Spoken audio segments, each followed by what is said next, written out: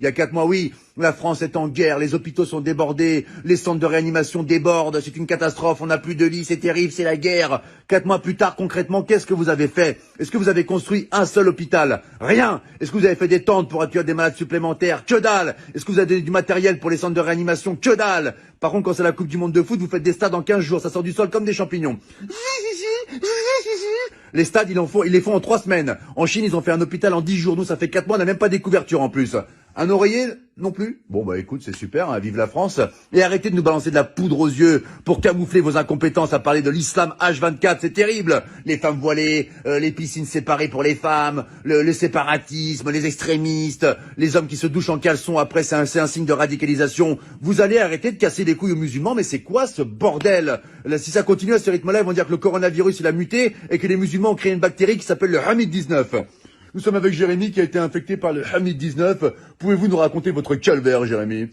Bah, ça a commencé par la barbe qui pousse toute seule, alors que je suis un berbe à la base, donc c'est un peu incohérent, vraiment. Et après, les premiers symptômes, j'ai dit des mots d'arabe en pleine nuit. Je me réveillais, Allahu Akbar! Et là, vraiment, c'était vraiment difficile. Et le point final, ça a été quand je mangeais avec maman. Elle m'avait préparé un cassoulet, c'est une bonne vivante, maman. Et puis là, d'un coup, il y a une phrase qui est sortie. Ashhadu an la ilaha illallah wa ashhadu anna Muhammadan Rasulullah. Le verdict était sans appel. Maman a appelé les pompiers. C'était le Hamid 19. Mais aujourd'hui, ça va beaucoup mieux. Hein. Je vais à la chasse avec mon berger allemand et je fais de la pétanque avec papa. Voilà, c'était Jérémy qui a été infecté par le Hamid 19.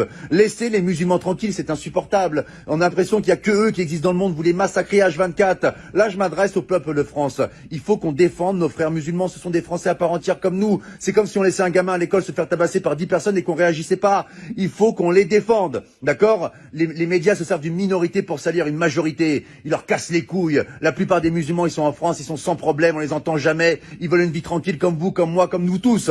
Laissez les musulmans tranquilles. Et là, c'est pas un rebeu, c'est pas un Renoir qui vous parle. C'est un blond aux yeux bleus qui vient de Bretagne et qui t'emmerde, espèce de facho de merde. Ah oui, attention, j'ai fait du Krav Maga, moi je te nique ta